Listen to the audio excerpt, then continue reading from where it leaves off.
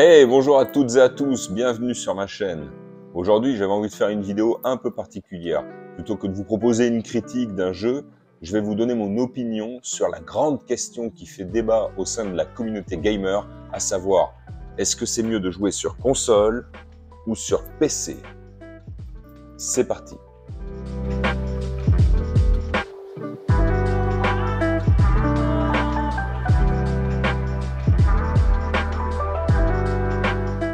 On va pas y aller par 4 chemins. Moi, personnellement, je suis un joueur console.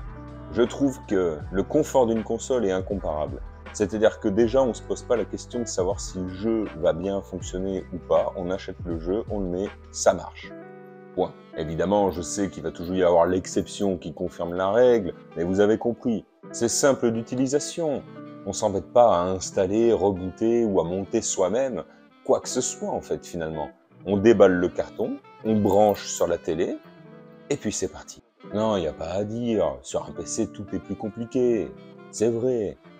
Là, tout est fait pour que ce soit simple, utilisable avec une manette, il n'y a rien à configurer, c'est super. Donc pour moi, c'est sûr et certain, il n'y a pas de débat. Les consoles, et puis c'est tout. Wow.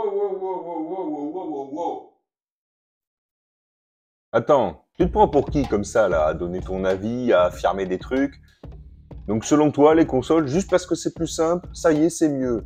Je suis désolé, je ne peux pas te laisser dire ça. Bah attends, mais tu te prends pour qui, toi, à venir dans ma vidéo comme ça? Oui, ben alors calme-toi, hein, parce que c'est aussi ma vidéo. Hein. Il se trouve que je suis justement en train de la monter grâce à ce PC que tu aimes bien critiquer, là. Hein. Alors calmos, d'accord? Oui, bon, d'accord, effectivement, un PC c'est bien aussi pour travailler. Mais là, je me concentrais surtout sur le jeu vidéo. Bon, c'est un peu facile ça, hein. Tu peux pas négliger le fait que quand on achète un PC, on sait aussi qu'on achète à la fois un outil de travail et un outil multimédia, hein. Alors, doucement les arguments bidons, hein. Ouais, ben j'ai envie de dire heureusement quand même, hein. Parce qu'il suffit que tu prennes une config un petit peu costaud, et pour le même prix, tu peux avoir une Xbox, une PS5, une Switch, voire même une télé. Et une bonne en plus, hein. Alors, c'est peut-être vrai, mais je veux dire, à part les jeux Nintendo, tes jeux de tes consoles chéries, là, ils finissent toujours par sortir à un moment ou un autre sur mon PC. Et en plus, ils sont dans une meilleure version, avec des meilleures résolutions, des meilleures textures et des meilleures images par seconde. Alors bon, finalement, je joue à tout ce que je veux. Voire même plus, parce qu'il y a certains indépendants qui sortent leurs jeux que sur PC. Il y a même certains styles qui ne se jouent que sur PC. Hein. Va jouer à Age of Empires sur console, là, tu vas voir, hein, ça va pas être triste. Hein. Et puis bon, on fait pas l'hypocrite, hein, les jeux sur console sont bien plus chers que sur PC. Hein. Grâce aux soldes de Steam ou même avec les jeux gratuits de l'Epic Game Store, franchement, il y a vraiment moyen de jouer à moindre frais hein, sur PC. Oui, ça c'est super, mais nous sur console, on a le jeu d'occasion. Hein. On peut même se prêter nos jeux entre nous. Hein. Ouais, mais nous au moins on a plus de personnalisation. On n'est pas sur des écosystèmes fermés, on peut installer ce qu'on veut. Et puis en termes de matériel, là aussi, on peut customiser, on peut améliorer, on peut acheter comme on veut, on peut acheter du tout prêt aussi. Ouais, ça a l'air d'être un avantage dit comme ça. Mais au final, c'est une vraie jungle. Savoir quelle carte graphique va avec quel processeur, et puis quelle quantité de RAM, quelle carte mère, et puis le boîtier. Bref, on n'y comprend rien. Et si jamais tu te dis, bon, bah, je vais prendre un PC tout fait, comme ça au moins ce sera plus simple, bah, tu te fais avoir, tu payes beaucoup trop cher et au final ton PC, bah, t'en es déçu. Au moins, les consoles, globalement, t'as 3 choix. Une Play, une Xbox ou une Switch. C'est quand même beaucoup plus simple. Alors certes, tu peux pas faire évoluer, mais au moins, tu sais ce que t'achètes, tu sais que ça fonctionne. Et justement, puisque tu parles des différents stores, genre Steam ou Epic Game Store, ça aussi c'est un bazar, hein. Je vous préviens, c'est un bazar, un véritable bazar. Alors un coup le jeu faut l'acheter là, mais en fait finalement faut l'acheter là-bas. Ouais, mais alors du coup là il est offert, mais là il est en réduction. Et puis finalement quand tu achètes un jeu sur une plateforme, bah, tu dois aussi télécharger une autre plateforme.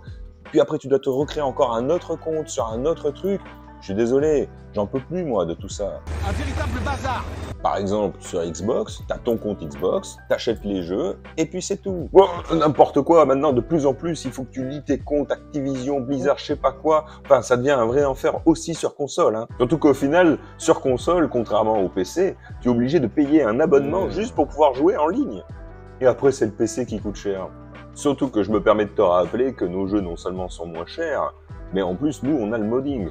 Alors oui, il y en a un petit peu sur console, mais laisse-moi rigoler, s'il te plaît, hein, soyons sérieux. Là, ici, tu peux vraiment modifier en profondeur ton expérience de jeu, ce que tu peux absolument pas faire sur console. Et puis en plus, tu peux aussi jouer sur les réglages graphiques pour obtenir plus ou moins de FPS en fonction du confort de jeu que tu souhaites. Si tu veux un jeu boosté graphiquement, si tu veux un peu plus d'images par seconde, là, sur console, tu es obligé de te contenter de ce que les développeurs ont bien voulu optimiser pour toi, hein. Peut-être. Mais des jeux narratifs un petit peu plus contemplatifs, pouvoir les apprécier depuis son canapé sur un magnifique téléviseur bien calibré, c'est quand même autre chose, hein. Le 165 000 FPS, on s'en fout sur un jeu narratif. J'ai vraiment plein d'exemples qui me reviennent en tête, où à la sortie, il valait mieux pas y jouer sur PC, hein. Oui, bon, ça va, commence pas à être désagréable, hein. Sinon, je vais parler de Cyberpunk, moi, hein.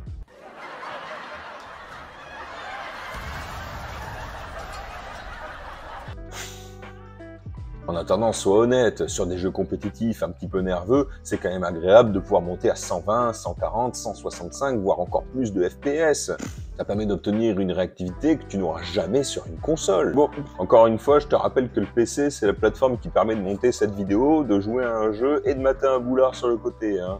Donc en termes de fonctionnalité, ça pète tout, hein. Ah, pas tout. Oh, notamment sur Xbox, il y en a une qui est absolument génial, c'est le Quick Resume. Avec le Quick Resume, je peux lancer 4, 5, 6 jeux, passer de l'un à l'autre et toujours reprendre exactement là où j'en étais.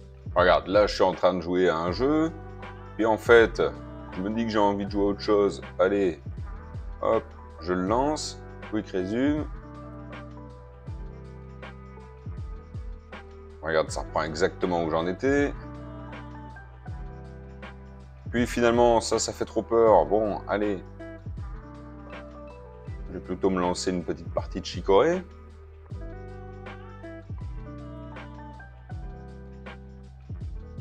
Voilà. Tu vois, c'est quand même fou. Puis, oh bah tiens, ma femme vient de rentrer du boulot. Ça tombe bien, j'avais envie qu'on continue notre partie de Overcooked 2. Voilà, on peut continuer, nickel, aucun problème. Et ça, même si j'éteins complètement la console et que je reviens que plusieurs jours plus tard. Quel PC fait ça? Tu fais ça, toi? Non, je crois pas que tu fasses ça, toi, hein. Oh, mais je pense que vraiment, on n'arrivera jamais à se mettre d'accord. Les gars, j'aimerais juste vous rappeler quand même, hein, que j'existe et si je peux me permettre, j'aimerais bien vous dire que... Hein, oui, alors toi, tu la fermes, hein. On veut pas t'entendre, hein. D'accord? Tais-toi.